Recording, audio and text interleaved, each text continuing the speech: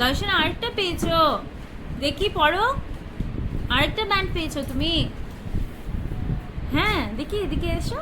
এই তো পেয়েছে, পড়ে দেখো, পড়ে দেখো, পড়ে দেখো, পড়ো। এখানে এসো, মার কাছে এসো।